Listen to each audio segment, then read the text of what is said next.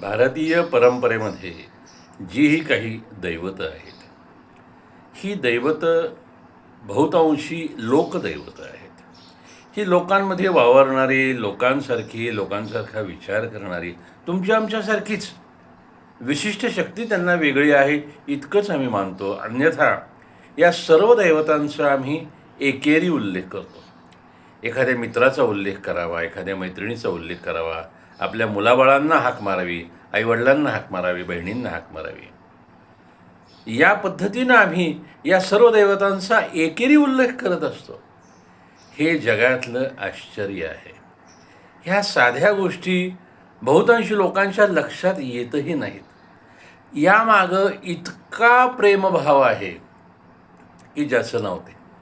आणि हे खरं प्रेम ईश्वर आणि भक्तामध्ये असायला पाहिजे, ते आम्हा सर्वांमध्ये आहे.